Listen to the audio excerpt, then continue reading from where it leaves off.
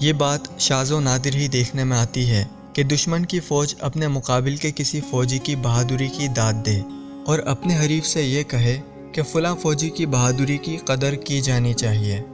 سن 1999 کی کارگل جنگ کے دوران ایسا ہی واقعہ پیش آیا جب ٹائیگر ہل کے محاذ پر پاکستانی فوج کے کپتان کرنل شیر خان نے اتنی بہادری کے ساتھ جنگ کی کہ انڈین فوجی نے ان کی شجاعت کا اعتراف کیا۔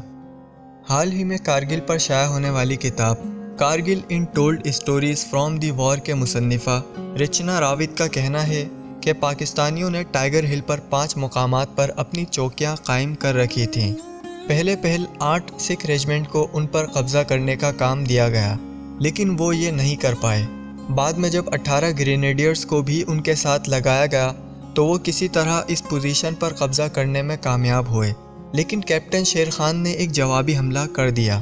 پہلی بار ناکام ہونے کے بعد انہوں نے اپنے فوجیوں کو دوبارہ تیار کر کے حملہ کیا۔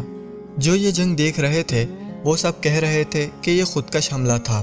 وہ جانتے تھے کہ یہ مشن کامیاب نہیں ہوگا کیونکہ انڈین فوجیوں کی تعداد ان سے کہیں زیادہ تھی۔ انڈین بریگیڈیئر کا کہنا ہے کہ کیپٹن شیر خان بہت بہادری سے لڑے۔ آخر میں ہمارا ایک نوجوان کرپال سنگھ جو زخمی پڑا ہوا تھا، اس نے اچانک اٹھ کر 10 گز کے فاصلے سے ایک برسٹ مارا اور شیر خان کو گرانے میں کامیاب رہا۔ ان کے مطابق پاکستانی حملے کے بعد ہم نے وہاں 30 پاکستانیوں کی لاشوں کو دفنا دیا، لیکن انڈین آرمی نے پورٹرز بھیج کر کیپٹن کرنل شیر خان کی لاش کو نیچے منگوایا اور انڈین آرمی نے انہیں بریگیڈ ہیڈ کوارٹر میں رکھا۔ جب کیپٹن شیر خان کی لاش واپس کی گئی تو ان کی جیب میں انڈین بریگیڈیئر نے کاغذ کا ایک پرزہ رکھ دیا جس پر لکھا تھا 12 NLI کے کپتان کرنل شیر خان انتہائی بہادری اور بے جگری سے لڑے اور انہیں ان کا حق دیا جانا چاہیے۔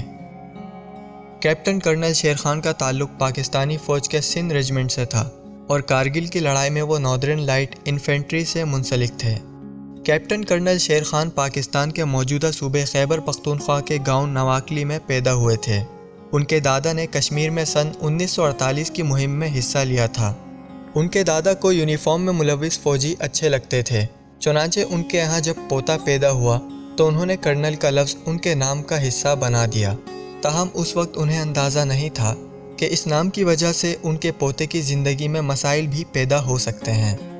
کارگل پر لکھی گئی کتاب کارگل اسٹوری انفولڈز کے مصنف اشفاق حسین بتاتے ہیں کہ کرنل لفظ شیر خان کے نام کا حصہ تھا اور وہ اسے بہت فخر سے استعمال کرتے تھے اور کئی بار اس سے کافی مشکلیں پیدا ہو جاتی تھیں۔ جب وہ فون اٹھا کر کہتے تھے کہ لیفٹیننٹ کرنل شیر اسپیکنگ تو فون کرنے والا سمجھتا تھا کہ وہ کمانڈنگ آفیسر سے بات کر رہا ہے اور وہ انہیں سر کہنا شروع کر دیتا تھا۔ جب شیر خان مسکرا کر کہتے تھے کہ وہ لیفٹیننٹ شیر ہیں، میں ابھی آپ کی بات کمانڈنگ آفیسر کے ساتھ کرواتا ہوں۔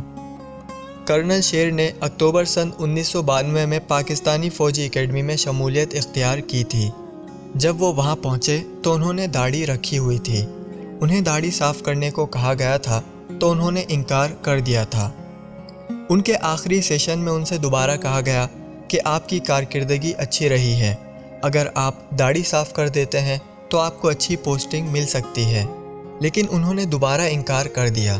اس کے باوجود انہیں ان کی اچھی کارکردگی کی وجہ سے بٹالین ماسٹر کی پوزیشن دی گئی۔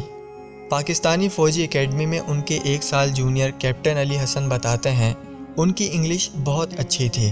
وہ دوسرے افسروں کے ساتھ اسکریبل کھیلا کرتے تھے اور اکثر جیتتے تھے۔ جوانوں کے ساتھ بھی وہ آسانی سے گل مل جاتے تھے اور وہ ان کے ساتھ لوڈو کھیلتے تھے۔ کیپٹن شیر خان جنوری سن 1998 میں ڈومیل سیکٹر میں تعینات تھے۔ سردیوں میں جب انڈین فوجی پیچھے چلے گئے تو وہ چاہتے تھے کہ ان کے ٹھکانوں پر قبضہ کر لیں۔ اس سلسلے میں وہ اعلیٰ افسران سے بھی اجازت لینے کے بارے میں سوچ رہے تھے کہ کیپٹن شیر خان نے اطلاع بھیجی کہ وہ چوٹی پر پہنچ چکے ہیں۔ صورتحال دیکھ کر کمانڈنگ افسر تذبذب میں تھے کہ کیا کیا جائے۔ انہوں نے اپنے اعلیٰ حکام تک بات پہنچائی اور اس ہندوستانی چوکی پر قبضہ جاری رکھنے کی اجازت مانگی، لیکن انہیں اجازت نہیں دی گئی اور کیپٹن شیر سے واپس آنے کے لیے کہا گیا۔ وہ واپس آ تو گئے، لیکن آتے آتے ہندوستانی پوسٹ کی بہت سے علامتی چیزیں، مثلاً انڈین فوجیوں کی وردیاں، دستی بم، وائکر گن کے میگزین، گولیاں اور کچھ سلیپنگ بیگ اٹھا لائے تھے۔ 4 जुलाई सन 1999 को कैप्टन शेर को टाइगर हिल पर जाने के लिए कहा गया। वहां पाकिस्तानी फौजियों ने 3 दिफाई लाइनें बना रखी थीं, जिन्हें कोड नंबर 129 A, B और C दिया गया था। इंडियन फौजी 129 A और B दिफाई लाइन को काटने में कामयाब हो गए थे। कैप्टन शेर शाम को 6 बजे वहां पहुंचे थे और हालात का जायज़ा लेने के बाद दूसरी सुबह उन्होंने इंडियन फौजियों पर हमला करने का मंसूबा बनाया था। रात को उन्होंने सारे सिपाहियों को जमा किया और शहादत पर एक तकरीर की। सुबह 5 बजे उन्होंने नमाज अदा की और कैप्टन उमर के साथ हमले पर निकल गए। वो मेजर हाशिम के साथ 129 B पर ही मौजूद थे कि इंडियन फौजियों ने जवाबी हमला कर दिया। ख़तरनाक सूरत हाल से बचने के लिए मेजर हाशिम ने अपने तोपखाने से अपनी पोजीशन पर ही गोलाबारी करने की बात कही। जब दुश्मन फौजी बहुत करीब आते हैं तो फौजी उनसे बचने के लिए इस किस्म का मुतालबा करते हैं। कर्नल अशफाक हुसैन आगे लिखते हैं कि हमारी अपने तोपों के गोले उनके चारों तरफ गिर रहे थे। पाकिस्तानी और इंडियन जवानों की दस्त बदस्त लड़ाई हो रही थी। तभी एक इंडियन नौजवान का ब्रस्ट कैप्टन कर्नल शेर खान को लगी और वो नीचे गिर गए।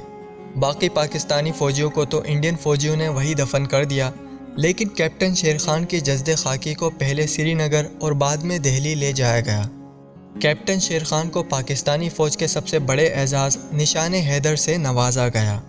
18 जुलाई सन 1999 की निस्फ शब को मलीर छावनी के सैकड़ों फ़ौजी कराची के बैनुल अक़वामी हवाई अड्डे पहुँच गए थे, जिन्होंने कैप्टन कर्नल शेर खान की लाश हासिल की। उनके 2 भाई अपने आबाई गांव से वहां आए हुए थे। सुबह 5:01 पर तैयारे ने रनवे को छुआ। उसके बाद पिछले हिस्से से 2 ताबूत उतारे गए। एक में कैप्टन शेर खान का जज्दे खाकी था, जबकि दूसरे ताबूत में रखी लाश की शनाख्त नहीं हो सकी थी। उन ताबूतों को एम्बुलेंस में रखा गया और उस जगह ले जाया गया जहां हज़ारों फ़ौजी और आम शहरी मौजूद थे।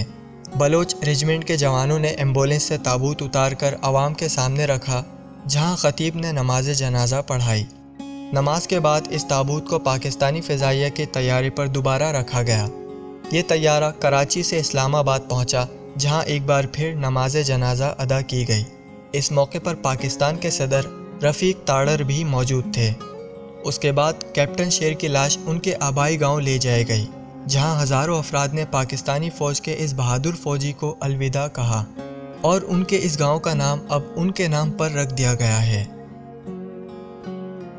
दोस्तों, अगर आपको ये वीडियो अच्छी लगी हो तो इसे लाइक करते हुए अपने जान पहचान के लोगों के साथ ज़्यादा से ज़्यादा शेयर कीजिए और इसी तरह की मज़ीद मालूमाती वीडियोज़ के लिए UCS TV को सब्सक्राइब करते हुए पास में मौजूद घंटी के निशान को ज़रूर दबा दीजिए।